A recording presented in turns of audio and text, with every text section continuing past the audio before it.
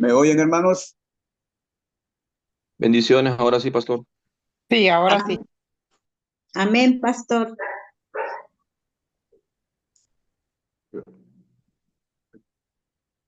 Que no escucho nada.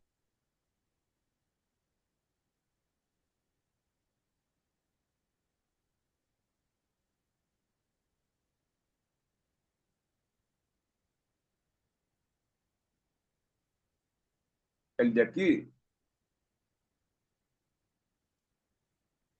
Andame a la tierna porque no escucho nada aquí yo. Y aparece que está abierto el micrófono, pero no el parlante. Se escucha bien, clarito.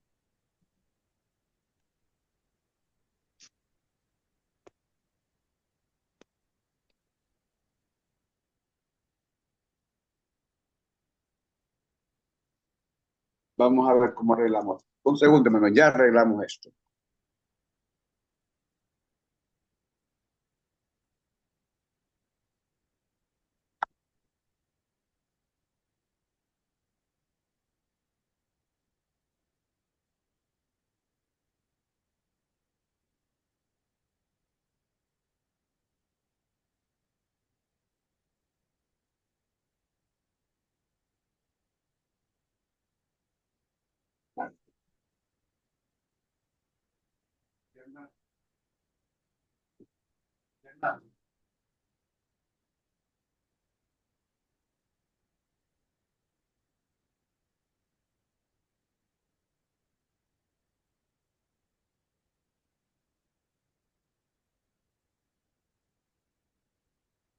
Bien, vamos a orar, hermanos. Ellos me oyen, pero yo no.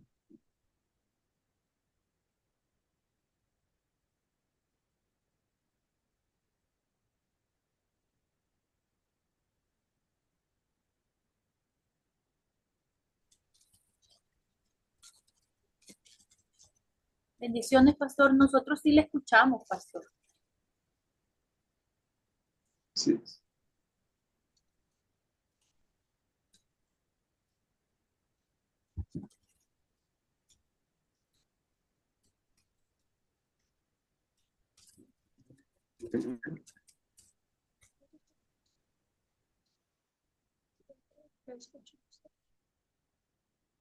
¿O sí me oyen, hermanos? Sí, sí, le escucha bien, pastor. Amén. Sí, le escuchamos. Sí, pues sí, por favor. Espera. Sí, vamos a estar con el celular. Está bien, hermanos. No estoy listo. Bien, Si hay interferencia. ahí está bien. Gracias, tierno. Bien, oremos, hermanos, oremos. Padre, te agradecemos en el nombre de Jesucristo. Gracias por esta noche que tú nos das, Señor, de estar aquí reunidos nuevamente en el nombre de Jesucristo. Te alabamos, te bendecimos, porque tú eres bueno y porque para siempre es tu misericordia. Mi Señor, ponemos en tus manos esta enseñanza de este día. Te rogamos que nos ayudes, que tomes control de nuestra mente, de nuestro corazón, para que esta palabra nos bendiga, nos edifique, Señor, y podamos así de esa manera hacer tu voluntad, preparar los mensajes, las enseñanzas, con un propósito, con el propósito de que tú te glorifiques, pero que también el pueblo que escuche tu palabra obedezca, cambie, sea transformado por ella, Señor, en el nombre de Jesús. Gobierna, Señor, esta clase y cúbrela desde ya Rechazamos toda interferencia del enemigo y declaramos que él no tiene arte ni parte con nosotros en el nombre de Jesucristo. Amén y amén. Vamos a leer, hermanos amados, en la epístola del apóstol Pablo a los Filipenses, en el capítulo 1, en el versículo 12. Tenemos una lectura en el nombre de Jesús.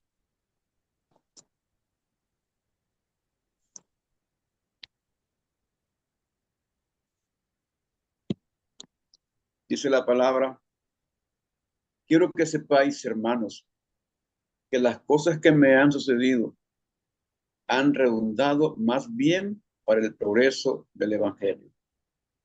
De tal manera que mis prisiones se han hecho patentes en Cristo en todo el pretorio y a todos los demás.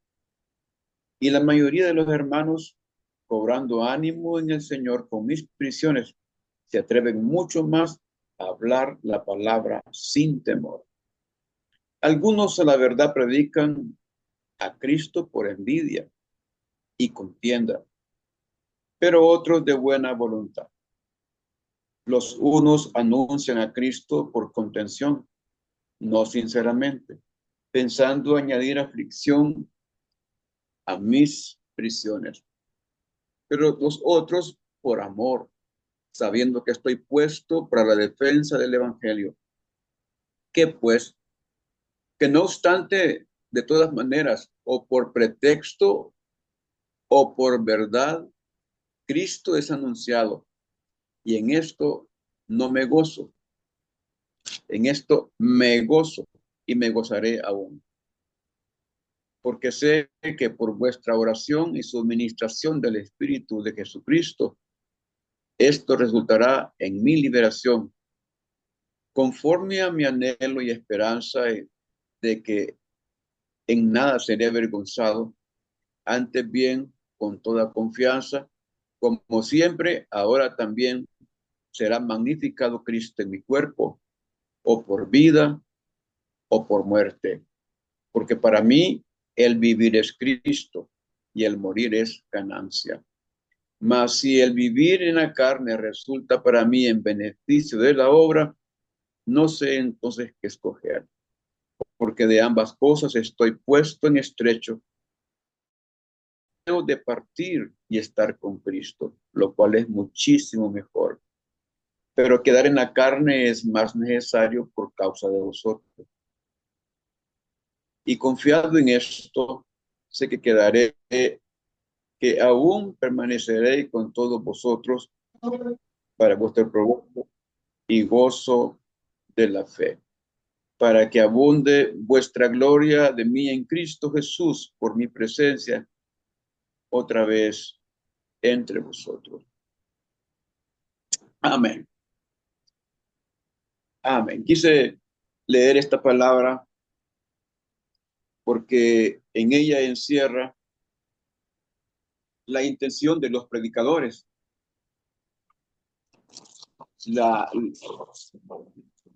el por qué se predica a Cristo en algunos lugares.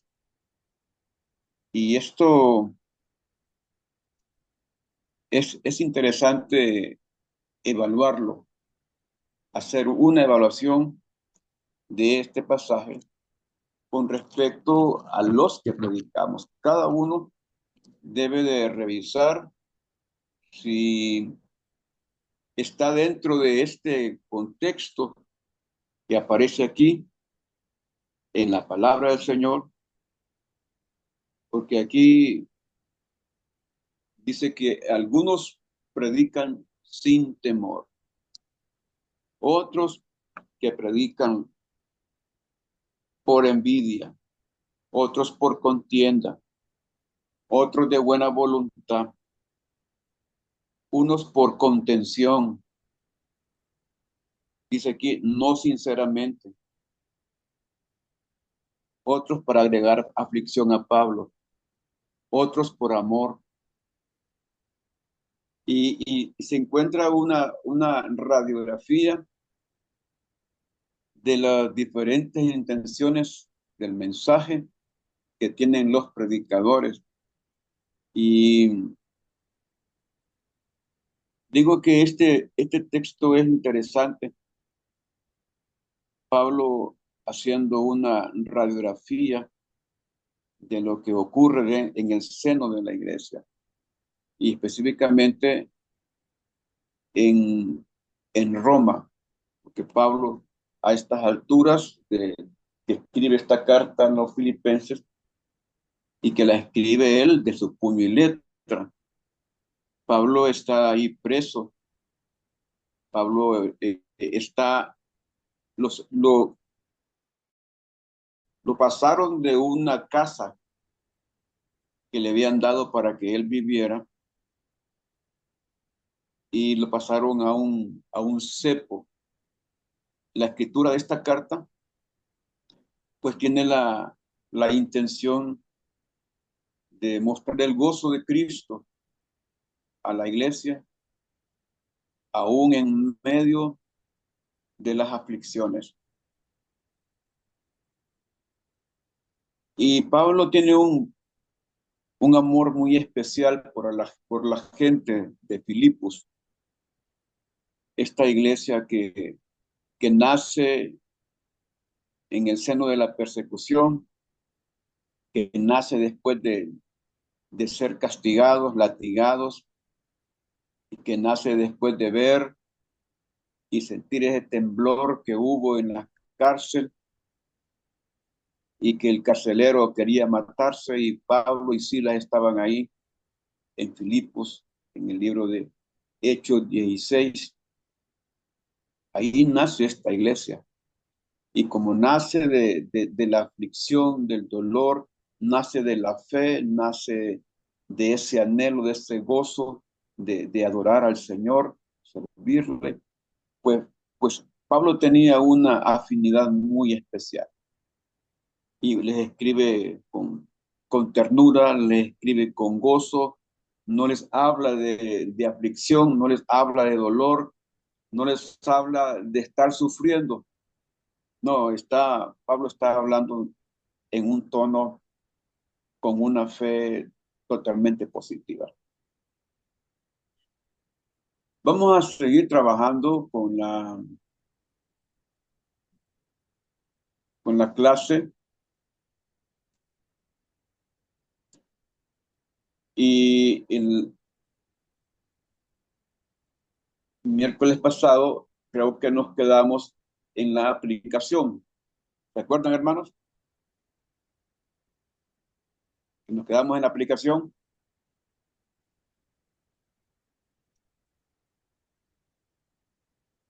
Y haciendo un condensado de las aplicaciones de algunos libros de la Biblia, encontramos los porcentajes con los que se mide cada una de estas cartas. La verdad es que hay un estudio que presenta las 14 cartas de Pablo y las cartas juaninas, las cartas petrinas, con su aplicación. Pero comparándolas con el Sermón del Monte, que es totalmente aplicativo, hay una enorme diferencia. Desde luego, es Jesucristo el que está hablando. Es Jesucristo el que hace una interpretación de la ley y establece una serie de preceptos que para los judíos todavía no habían sido revelados. Ustedes saben que para cada mandamiento existen escritos en la Torá los preceptos que son las prácticas diarias del diario vivir y las prácticas que redundan también en las ceremonias, en las fiestas solemnes que se están calendarizando en Israel y todo el pueblo de Israel a nivel del mundo pasan viviendo, aplicando en su estilo de vida, en su comida, en su vestido, en su casa, en los negocios, todos los preceptos para cumplir con estos mandamientos. Los 10 mandamientos en sí, pues son líneas gruesas, pero de cada mandamiento, alguna escuela, por ejemplo, voy a hablar de la escuela Hillel. La escuela Hillel establece que deben de haber más o menos unos 180 principios por cada mandamiento para poder cumplir con los mandamientos, cada uno de los mandamientos. Pero la escuela Shammai, ¿verdad?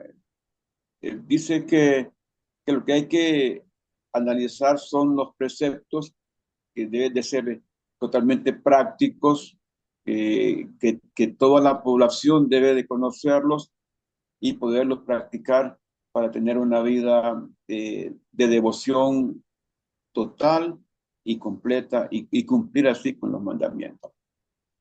Bien, entonces viene Jesucristo y aparece en escena y comienza a hablar de las bienaventuranzas y le da un sentido humano, un sentido contemporáneo, un sentido que le da valor en el tiempo y en el espacio al pueblo de Israel. O sea, él viene con un mensaje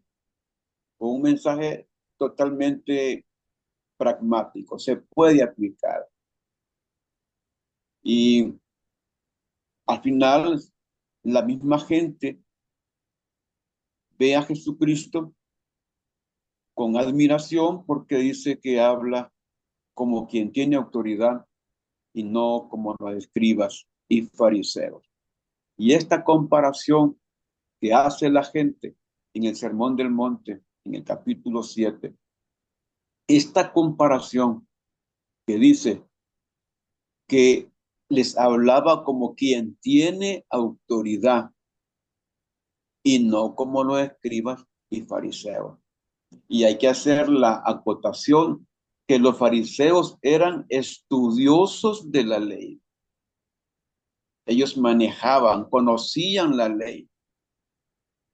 Y los escribas, pues mucho más todavía, porque los escribas en parte eran intérpretes, porque eran los que estaban autorizados para hacer la separación de las palabras en la escritura.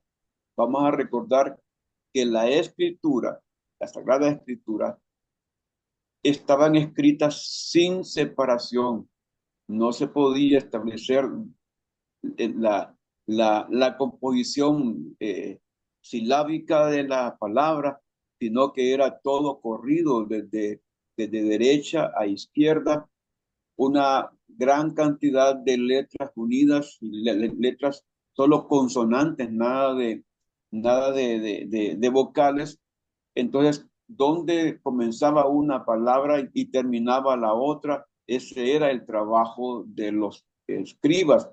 Utilizaban ciertos palillos para ponerlos en la división y leer con palillos, como dice el libro de Isaías, letra por letra, palabra por palabra, renglón por renglón.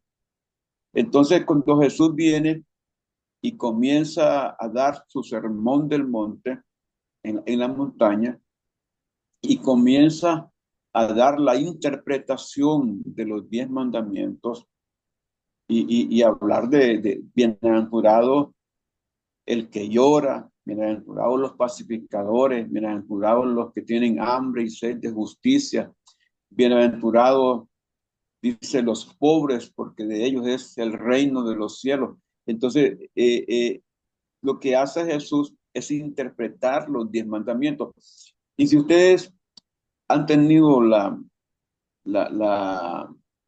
curiosidad y la disciplina de leer las cartas de Pablo, mire, Pablo hace una interpretación de la ley en cada una de las cartas que escribe.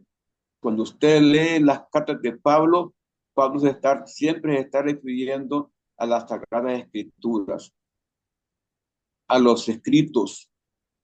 Pablo lo que hace también es hacer una interpretación para la iglesia de la ley. Pablo no se sale de la ley, es amante de la ley. Y lo que hace es tratar de sacar la parte que le corresponde a los gentiles para que apliquen a su vida de una manera más llevadera, más tranquila. Y esta aplicación que Pablo busca en las epístolas y la aplicación que Jesucristo busca en lo que él enseñó, es lo que ha venido a despertar en la iglesia este gran movimiento que está a nivel mundial. Este gran movimiento, la aplicación y desde luego el tino muy acertado de una gran cantidad de hombres y de mujeres que el Espíritu Santo ha despertado celosamente para el estudio de la palabra. Por eso quería detenerme en esto del Sermón del Monte. De hecho, hay un material que, por cierto, lo escribieron exclusivamente para un texto que se daba en el evangélico, en el Virginia Sapp, y no sé si la hermana Claudia, que estudió allí, y mi esposa, que estudiaron allí en el tiempo del hermano Belsasar Núñez, que es el autor de esa obra, que habla del Sermón del Monte. Es todo un texto. Tuve la oportunidad de hablar con él eh, precisamente cuando él acababa de terminar de escribir esa obra sobre el Sermón del Monte. Y entiendo que él lo escribió a petición del evangélico Virginia Sapp para darlo como estudio bíblico ahí en ese colegio. Pero al leerlo es interesante ver todo lo que el pastor de César Núñez escribe acerca del contenido específico de ese capítulo 5, 6 y 7 de San Mateo, que compone todo el Sermón del Monte.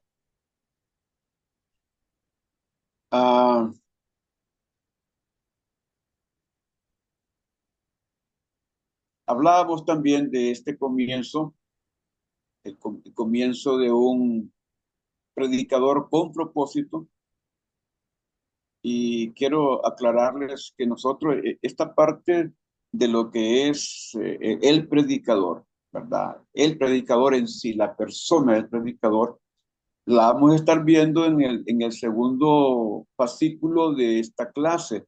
Ahorita solo vamos a verlo así como abuelo de pájaro, pero cuando ya entremos de lleno a la parte de la predicación, de elaborar el mensaje, primero tenemos que hablar de la preparación del predicador.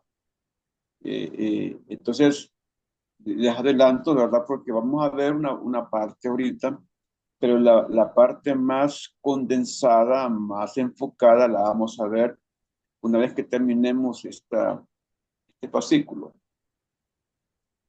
¿Tienen alguna pregunta, hermanos?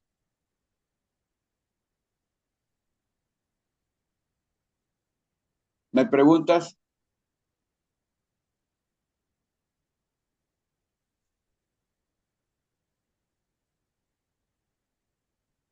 Como no escucho nada, ¿verdad?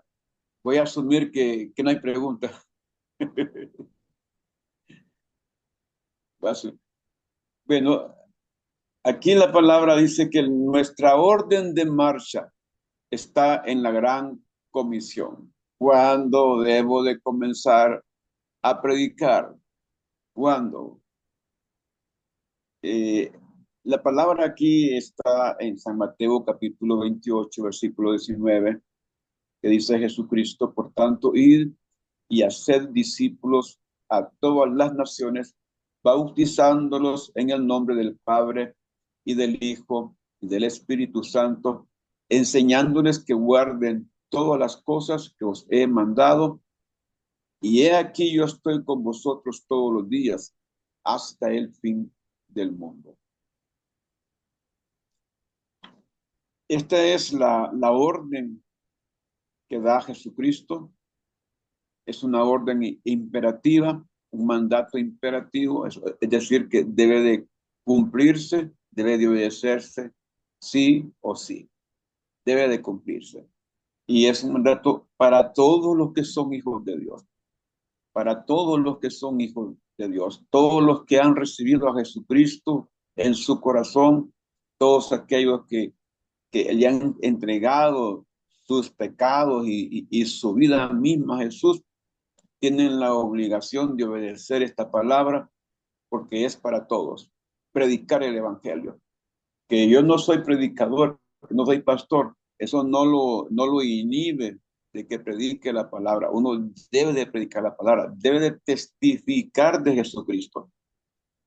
Y haciendo esto, haremos que la palabra de Dios corra y sea glorificada. Haciendo esto, haremos que muchísima gente de nuestro tiempo venga a Jesucristo, le entregue su vida a Jesús y tenga un cambio novedoso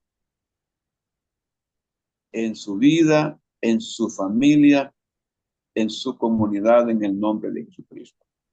La meta de una predicación con propósito es la obediencia y precisamente vamos a comenzar con nosotros, los que estamos estudiando esta palabra. Todos nosotros tenemos que no solo elaborar bosquejos, elaborar mensajes, sino tenemos la obligación de predicar la palabra del Señor. Yo tengo como perfil de salida de esta clase que al finalizar esta clase, cada uno de los alumnos tenga plena conciencia de la responsabilidad que Dios le ha entregado para predicar la palabra de Dios a todo el mundo y aprovechar toda la oportunidad posible para hablar de Jesucristo. Hablar con seguridad, hablar con autoridad, hablar con amor, hablar de buena gana, hablar de Jesús, testificar de su gran amor por todos. Entonces, la meta de esta enseñanza específicamente es que nos volvamos obedientes todos los que estamos estudiando la palabra y que hagamos obra de predicadores en el nombre de Jesús. Si alguno está estudiando esta clase solo como un mero requisito para seguir avanzando, yo le digo mejor sálgase porque va a perder su tiempo. Porque esta es la base de todo lo que sigue, de todos los estudios, está en esta clase, que aprendemos a predicar para predicar. Amén, hermanos. Por lo menos díganme amén para poder. Amén, amén. Amén, amén. Amén, amén. Amén, amén, amén. Amén, amén. Bendito Dios. Amén. Bueno, cada vez que dicen amén, están diciendo lo vamos a hacer. ¿Verdad? Porque eso significa amén. Así es. Así será. Amén significa así es, así será. Creo que si miran esa imagen que está ahí, van a ver algún rostro conocido.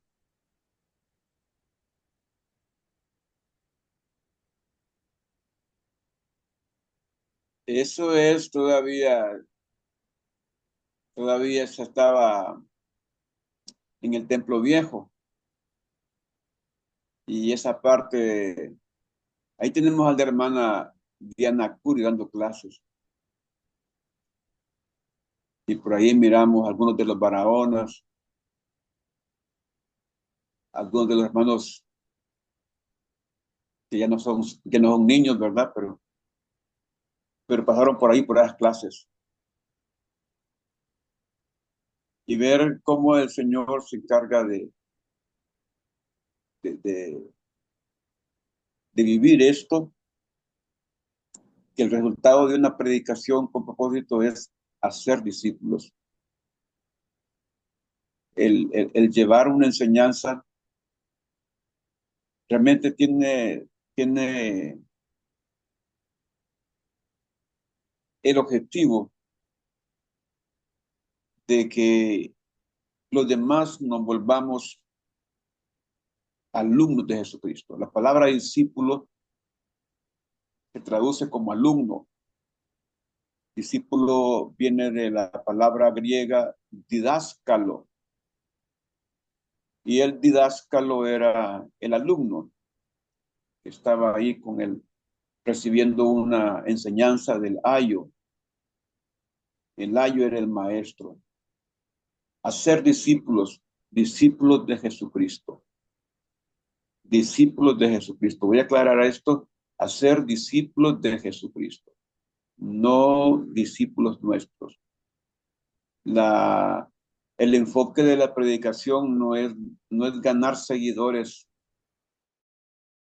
discípulos para Jesucristo. Jesucristo siempre esperaba que la gente hiciera algo como resultado de su predicación. Entonces la aplicación estaba implícita en cada enseñanza. Cada oportunidad, cada pregunta que le hacían a Jesús, Jesús contestaba, pero al contestar, algunas veces confrontaba a la gente con su vida y cómo vivían la ley del Señor. Pero básicamente lo que quería era volver una vida práctica, una vida que ellos pudieran ver al Dios eterno como su Padre, alguien mucho más cercano de lo que lo hacían ver los fariseos. Si sabéis estas cosas, bienaventurados seréis si las hicieres, dice San Juan 13:17.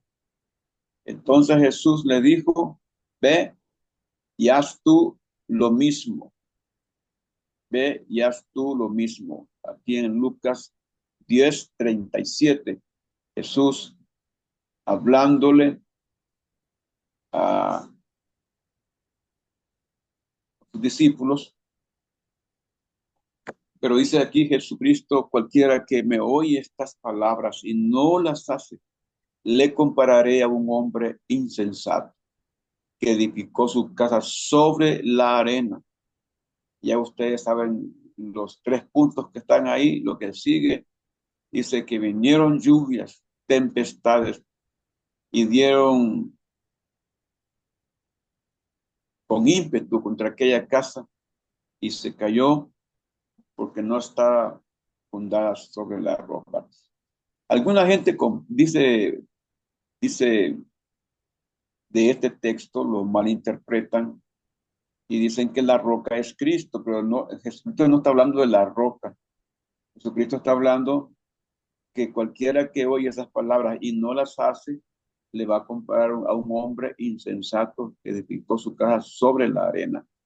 Pero el que la hace le compara a un hombre que edificó su casa sobre la roca. No es la roca Jesucristo, en este caso son las palabras de Jesucristo las que se vuelven sólidas en la vida para construir. Son fuertes para construir las vidas. Dice el Señor, porque todo aquel que hace la voluntad de mi Padre que está en los cielos, ese es mi hermano y hermana y madre. San Mateo 12:50. Y no todo el que me dice Señor, Señor, entrará en el reino de los cielos, sino aquel que hace la voluntad de mi Padre que está en los cielos.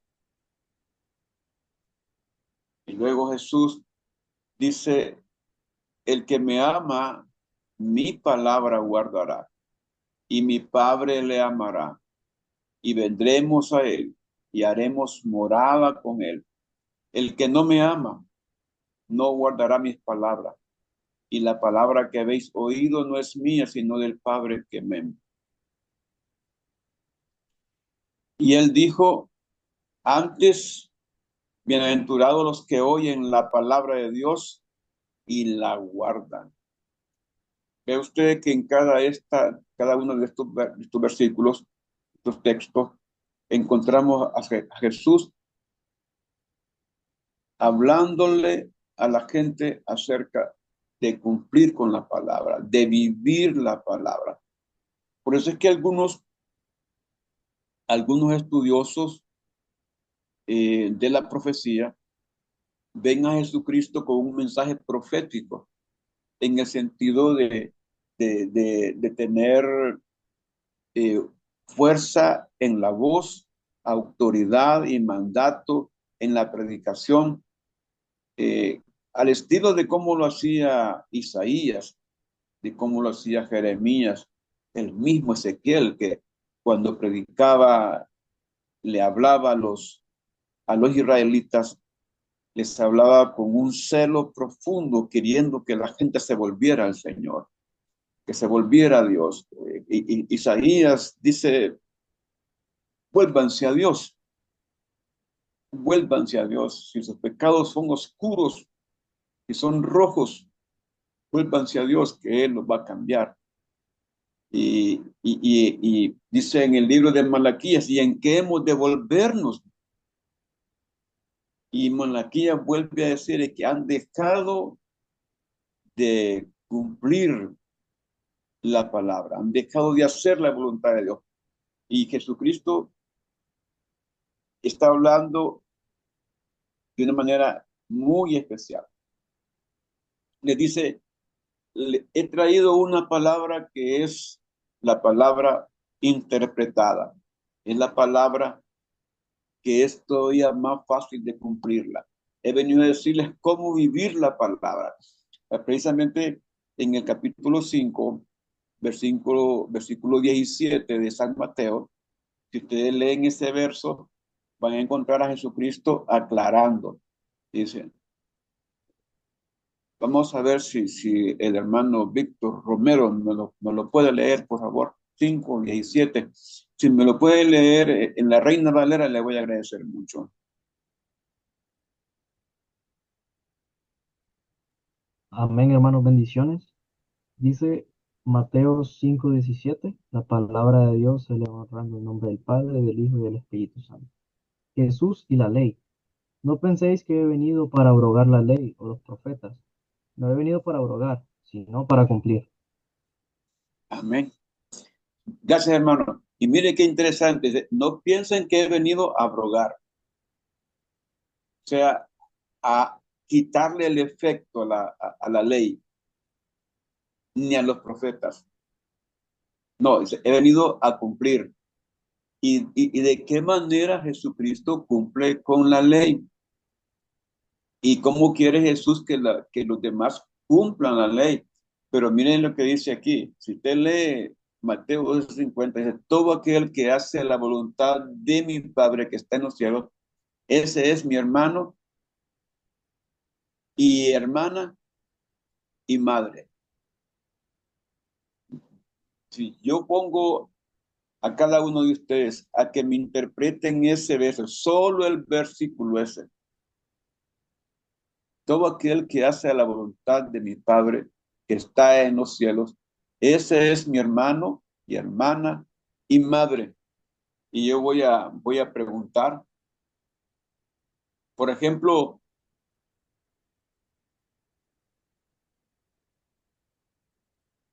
en una sola palabra, piense cada uno de ustedes en una sola palabra que concentra ese versículo. Una sola palabra.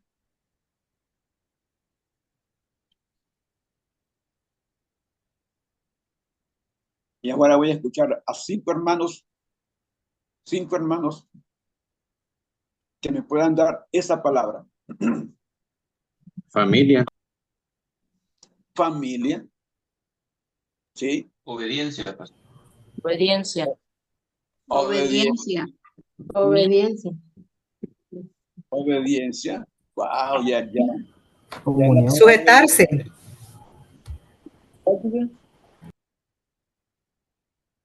La última que dijeron. Sometimiento. Sujetarse, pastor.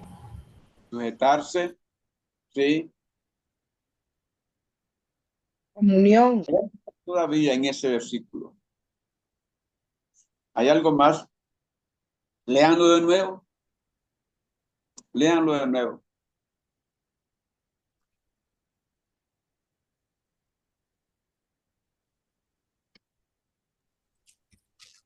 Coherederos con Cristo, pastor. Coherederos con Cristo. Sí. Lo leo de nuevo.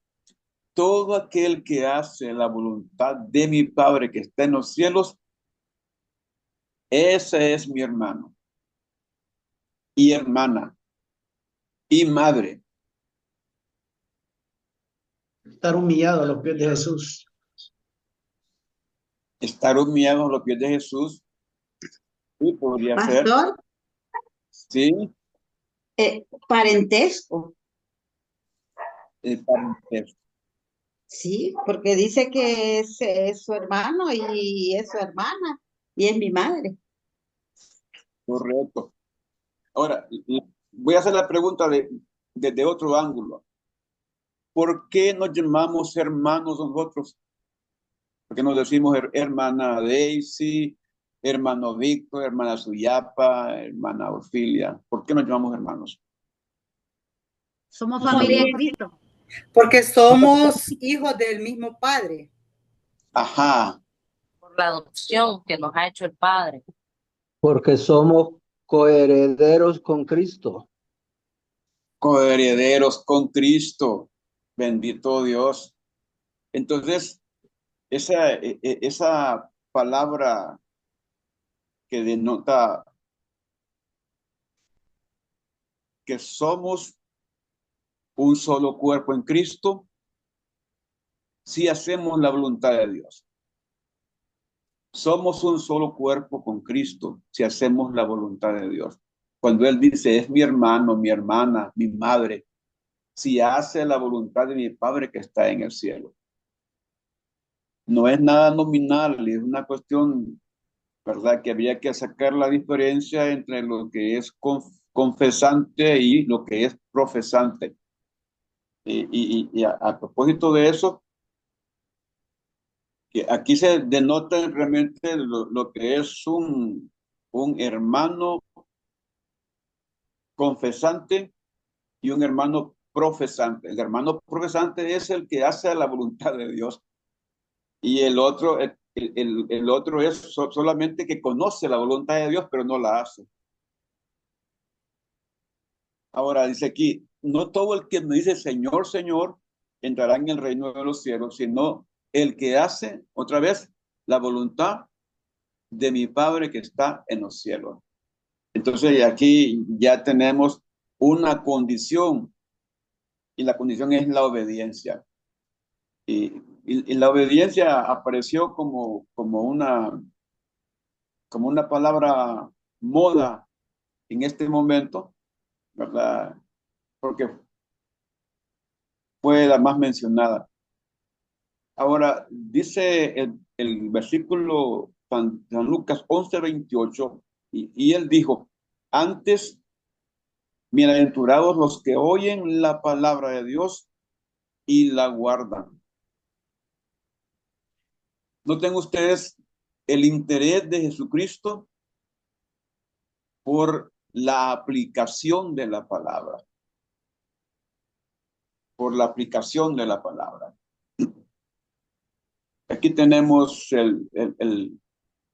todos los predicadores del Nuevo Testamento enfatizaron en la conducta. Y la conducta tiene que ver con los actos. Y los actos tienen que ver con nuestra propia condición interna. Y dice Juan el Bautista dice, haced pues frutos dignos de arrepentimiento. Mateo 3:8. Y Santiago dice, sed hacedores de la palabra y no tan solamente oidores, engañándoos a vosotros mismos. Y en Santiago 2:14 dice, hermanos, ¿de qué aprovechará si alguno dice que tiene fe y no tiene obras. Y Juan dice, hijitos míos, no hemos de palabra ni de lengua, sino de hecho y en verdad. Y en esto conocemos que somos de la verdad. Todos ellos están hablando de que uno debe de tener una conducta positiva, una conducta ejemplar. Muchos van a creer solamente en lo que puedan hacer, de lo que la Biblia dice. Van a creer. En una congregación de Corea del Sur no tenían Biblias. Ellos solo tenían una parte de la Biblia. Habían logrado conseguir el libro de San Mateo. Sobre ese libro habían conseguido el pastor y él estaba predicando solo de lo que San Mateo. Y en una ocasión un hermano le dijo al pastor que le prestara ese libro. Y le dijo, no te lo puedo prestar, lo que puedo hacer es que puedes venir una hora antes a la iglesia aquí y leerlo aquí en esa hora antes para que avances. De lo contrario, venía al culto y aquí te voy a predicar. Pero vivía tan largo ese hombre que no podía ir a todos los días a la iglesia. Pero el día que llegaba 2 horas antes a leer San Mateo. Y leyó a San Mateo. Y llegó este hombre con el tiempo a memorizar todo San Mateo. Y le preguntó al pastor después por qué un día le tocó hablar a este hombre, testificar de su vida, cómo había crecido. Y dijo, como no tengo Biblia, con lo que yo pueda estudiar, solo lo que el pastor me ha prestado, el libro de San Mateo que tenemos en la iglesia, me propuse en mi corazón ponerlo en práctica.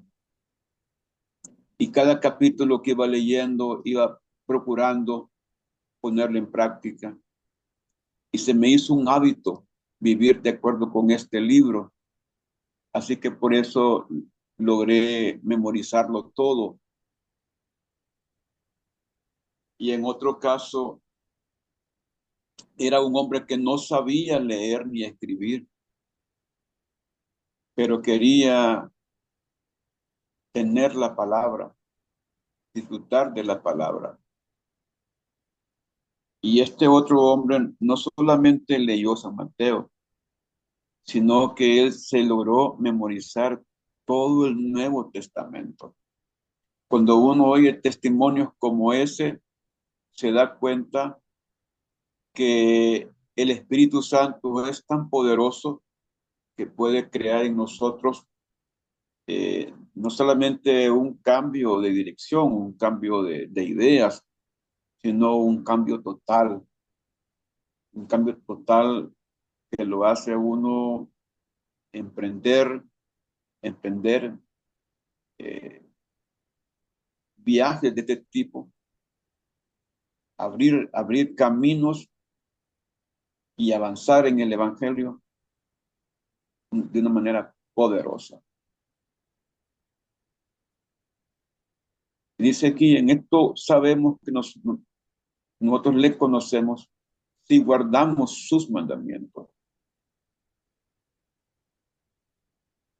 Pablo dice que, porque en otro tiempo erais tinieblas, mas ahora soy luz en el Señor. Andad como hijos de luz. Quiero hacer un previo en esto antes de seguir avanzando. Hoy en la mañana que íbamos para la escuela y mi esposa puso la El libro de Romanos, ¿verdad? Lo vamos escuchando en el carro. Y luego vino un comentario de un varón que estaba hablando acerca de lo que predicamos y no conocemos de la palabra de Dios. Y este predicador dice, cada quien hace su propio concepto de Dios. Y muchas veces el concepto está errado, es falso. Y por tanto dice, el Dios que tienen, la idea del Dios que tienen es un Dios falso. Y muchos predicadores se han vuelto idólatras de su conocimiento, aunque su conocimiento sea pobre o desfigurado de Dios. Y precisamente el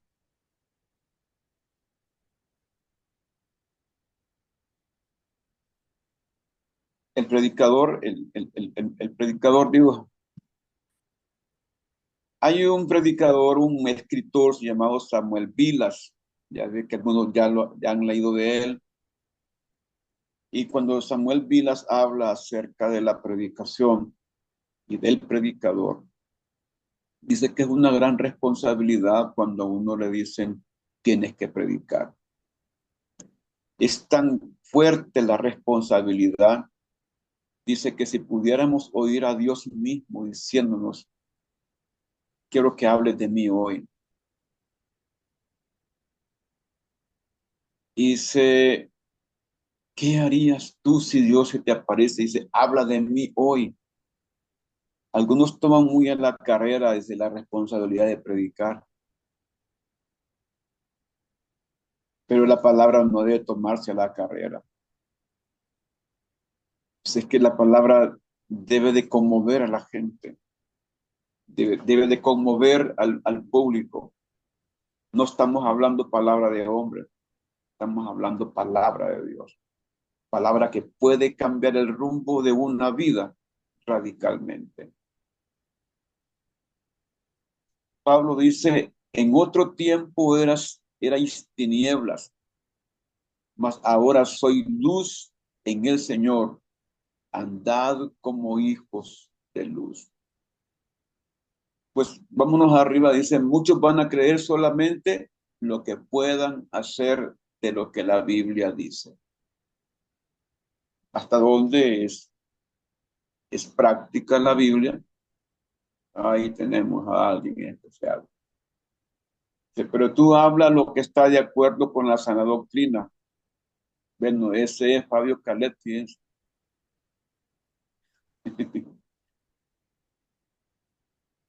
Y este material se compuso específicamente para pastores, ¿verdad? O sea, no era para los alumnos, sino para los pastores. Es el material que se diseñó cuando los pastores son ordenados. A ellos se les pide que estén 3 días conmigo antes de ordenarse. Ellos tienen que recibir un curso de actualización y parte de ese curso es esta enseñanza que se prepara exclusivamente para los pastores que van a ser ordenados. Yo lo quise traer, introducirlo para ustedes porque tengo la fe que la mayoría van a ser ordenados en el ministerio. Y si no en el ministerio, pues van a ser ordenados en la vida, en el nombre de Jesús. Así que, ¿qué estamos enseñando? ¿Qué estamos aprendiendo? Y aquí hay algo muy interesante porque dice, pero tú hablas lo que está de acuerdo con la sana doctrina. Mire, cuando leemos esta palabra en el griego, mire, en el griego aparece la palabra compuesta ortodoxia, ¿verdad? Porque orto es correcto, lo correcto y doxia es la doctrina. Entonces, cuando Pablo le escribe a Tito y le dice que habla tú de acuerdo con la recta doctrina, la recta enseñanza. ¿Qué estamos aprendiendo? Dice, en enseñando para cambiar vidas. Uno, que todo comportamiento se basa en lo que creemos, en lo que creemos.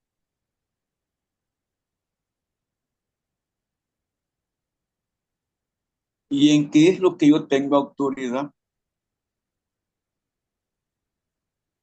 Precisamente decía Juan Wesley, le tengo miedo al hombre que solo ha leído un libro, porque se vuelve toda una autoridad en ese libro. Dice aquí, todo comportamiento se basa en lo que creemos. Lo que creemos es lo que llegue a producir un cambio de estructura mental, un cambio de estructura emocional, un cambio en la estructura volitiva. Es lo que creemos cuando la palabra logra impactarnos y nos mueve todo. Detrás de todo pecado está lo que creemos. ¿Cómo sería eso? Si lo que creemos está muy débil, lógicamente el enemigo va a jugar enchute con nosotros. Si es muy débil, si es muy pobre, por lo general,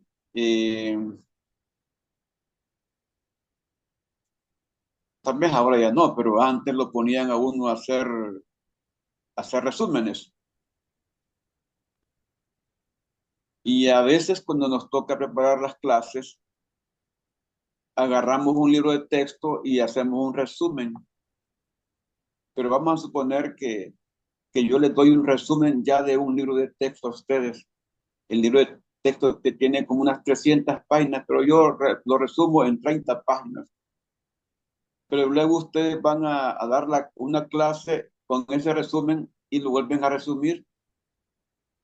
Y de 30 ya solo dan 3 páginas. Y luego esos alumnos de ustedes se vuelven maestros y agarran ese resumen y lo vuelven a resumir. Y de 3 páginas ya solo dan una. Y cada quien va a ir resumiendo y le va a ir quitando contenido, va a ir quitando a esa enseñanza poder, autoridad. Así que, por último, lo que se recibe es nada. Porque también los resúmenes, aunque los resúmenes tienen que ser literales, en el resumen no se vale que uno le ponga la interpretación, tiene que ser con las mismas palabras del autor original. Entonces, cuando resumimos la Biblia, ya hablando del libro por excelencia, cuando resumimos la Biblia, cuando agarramos de la Biblia y escogemos qué vamos a creer y qué vamos a cumplir de la Biblia, entonces es ahí donde tenemos problemas. Usted no puede escoger qué va a cumplir de la palabra de Dios. Usted no puede decir, este mandamiento lo voy a cumplir y este no. Detrás de todo pecado está lo que creemos. El cambio siempre empieza en la mente. Por eso la palabra de Dios dice en Romanos 12:1 que hay que transformarse por medio de la renovación del entendimiento.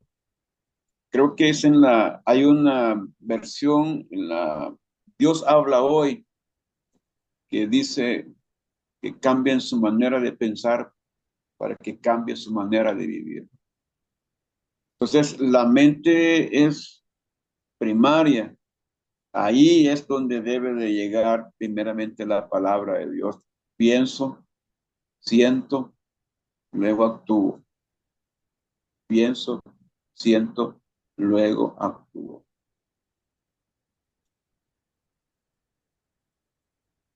Creo que ustedes van a llevar la clase de administración eclesiástica. El texto que se usa en esa materia es un texto que fue escrito por Wilfredo Calderón. Y creo que es en el segundo capítulo que Wilfredo Calderón habla acerca de una ecuación. para establecer la filosofía de la vida. Hablo de una vida transformada, de una vida cambiada. Y en esa ecuación, Wilfredo Calderón dice que las experiencias pasadas se suman a los anhelos del futuro y se suman al conocimiento aprendido. Y todo eso está por debajo de la palabra de Dios. Arriba está la palabra de Dios, que gobierna todo eso. Y de esa manera el cambio se origina en la mente. Si la palabra predicada llega a impactar la mente de una persona, a impactarla de una manera que lo saque de su confort, que lo saque de su comodidad o de su tradición, de su cultura, que le estremezca la cultura. Creo que hay una gran posibilidad de ver la mano de Dios operar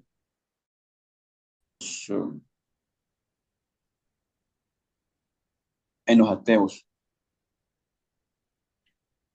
Y precisamente hablando con un ateo, él trató de rebatir, ¿verdad?, la existencia de Dios. Y estaba sentado y yo le digo, mire, yo con usted no voy a discutir porque usted viene con el ánimo de ofenderme. Quiere que me moleste, que me enoje, le digo. Pero no, tranquilo. Solo le voy a hacer una pregunta. ¿Alguna vez se ha sentido solo? Me dice, sí. Y cuando está solo, que no tiene a nadie cerca ni nada, y ya cuando se va a acostar y usted queda solo, ¿qué piensa? ¿Qué piensa de la vida? ¿Qué piensa del futuro? ¿Qué piensa de no? Todo eso yo pienso. Y luego digo, si en verdad existes, si en verdad existes, si eres verdadero, dame una señal. Le digo, pero ¿cómo le puede hablar a algo o a alguien que usted no cree que existe? No por si en caso existe. Entonces le digo, usted no es que no cree en Dios, que existe. Usted es que no ha tenido un encuentro con Dios. Pero pues muéstremelo, yo voy a creer en él. No, le digo, siga hablándole solo. Sigue en su soledad hablándole que él se le va a manifestar. Va a haber un día que se le va a manifestar. Y este varón, cuando menos acordé, estaba en el grupo. Habíamos armado un grupo de oración y invitábamos al que podíamos y algunas veces lo hacíamos así como a escondidas, pero cuando acordé él estaba en la reunión. Y no solamente él, otros que se consideraban ateos llegaron a esa reunión. Y teníamos debates teológicos, debates eh, teosóficos, y había un buen grupo de gente que pertenecía a la iglesia católica, a los adventistas, a los mormones, y hacíamos una mezcolanza. Lo interesante es que poco a poco esta gente de los mormones y todo fueron dejando su doctrina, y cuando acordamos estaban recibiendo doctrina cristiana. Total, hermanos, que de 22 personas que llegaron y que pertenecían a otras organizaciones religiosas, cuando menos acordé, estaban recibiendo teología 1, homilética. Ellos llevaron esta clase homilética y llevaron hermenéutica. ¿Y qué creen ustedes? Los llevé a hacer la práctica allá por el cementerio de Santa Anita. y fueron a predicar casa por casa. Y me aseguré que hablaran de Jesucristo. Entonces, la palabra de Dios es poderosísima y puede cambiar todo lo que hay en la mente del ser humano. Puede cambiarlo radicalmente. Miren, para que las personas cambien, primero debe de cambiar lo que creen. Si no cambian lo que creen, habremos perdido el tiempo. Y conoceréis la verdad, y la verdad os hará libre, dice la palabra de Dios. La verdad os hará libres. Ahora, tratar de cambiar la conducta de la gente sin cambiar lo que cree, decimos aquí, es una pérdida de tiempo. Debe de llegar a eso. Debe de llegar. Y es una pérdida de tiempo. Pero lo que sale de la boca, del corazón sale. Y esto contamina al hombre, porque del corazón salen los malos pensamientos. Mateo 15:18. El término bíblico para cambiar de mente es arrepentimiento. Y arrepentimiento solo es cambio de mente. No puede haber un cambio si no hay arrepentimiento. Y para que haya arrepentimiento tiene que haber un cambio de todo. Un cambio de valores, un cambio de conducta, un cambio, como decía alguien, esto no lo había leído así.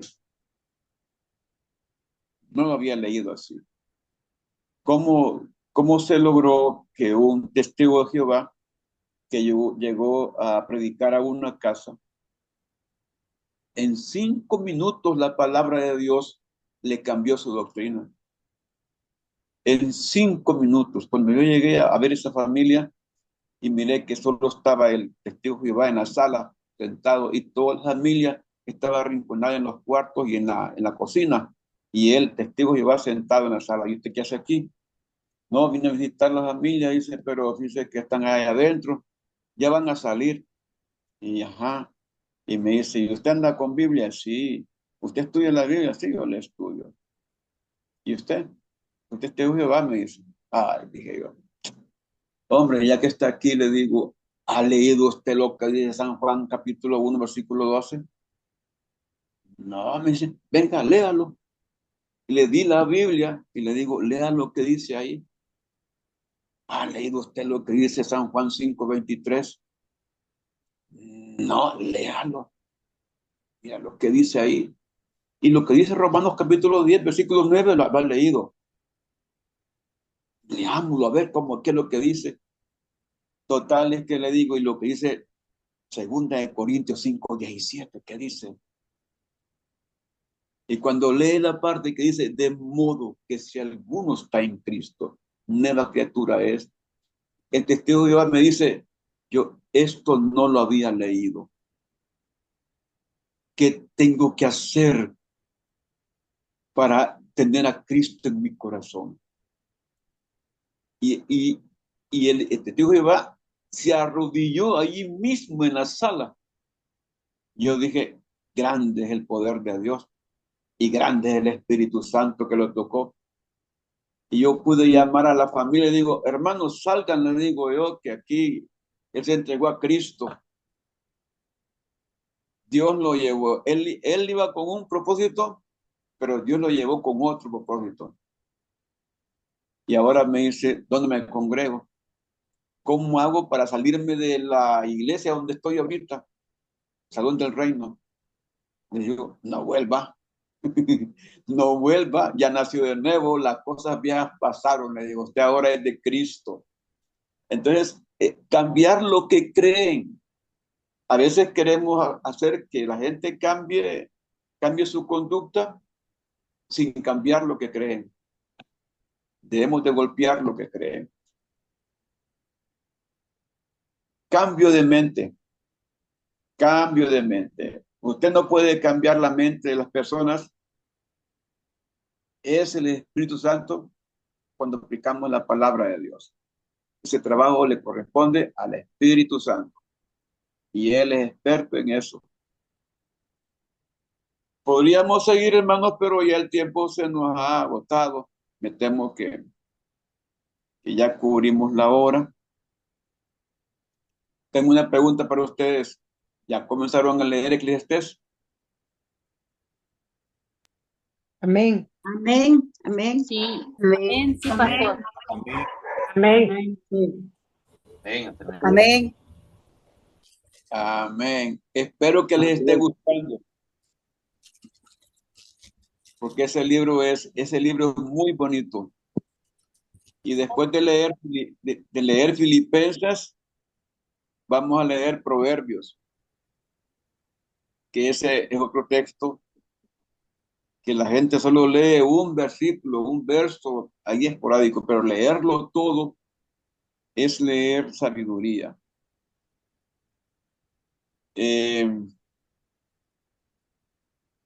Quiero aclararles que el informe de lectura de Eclesiastés debe de ser individual.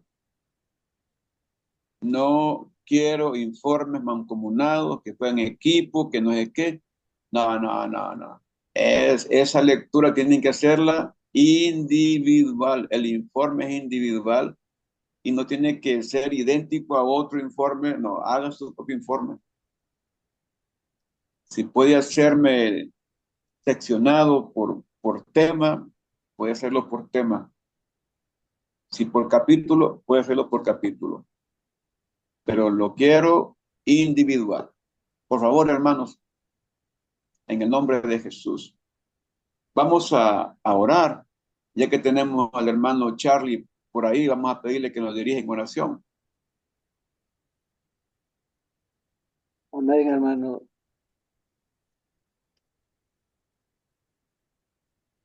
Amén, amén. Amén, hermanos. Vamos a orar. Amado Dios, soberano Señor, en esta noche, Dios mío, venimos para adorarle, para bendecirle, para darle gracias, para exaltarle, Dios mío. Gracias por esta clase. Gracias, Dios mío, por revelarnos tu palabra, por enseñarnos, por instruirnos, Padre. Gracias. Gracias por el pastor que has puesto al frente para instruirnos, para enseñarnos, Padre. Bendecimos su nombre, Señor. Pedimos, Dios mío, que bendigas a todo este grupo que usted ha puesto, Padre, a estudiar y a escudriñar su palabra. Que su Espíritu Santo esté, Dios mío, guiando nuestra mente, nuestro corazón y que nos esté iluminando, Señor, en cada una de las lecciones que vemos, Señor. Bendiga este grupo, Dios mío. Que su presencia, Padre, esté siempre con nosotros donde quiera que vayamos, Señor. Dios, que seamos luz, Padre. Que seamos esa sal que le da sabor a esta tierra, Padre. Bendiga este grupo, Dios mío, y que descansemos esta noche, Señor. Bendígalos a todos en el nombre de Jesús. Amén. Gracias, hermano Carlos. Gracias, hermanos. El Señor les bendiga. Bendiciones para todos. Amén. Bendiciones. Buenas noches. Amén. Bendiciones, buenas noches. Bendiciones, buenas noches. Bendiciones, buenas noches. Dios les bendiga, hermanos. Dios les bendiga. Bendiciones.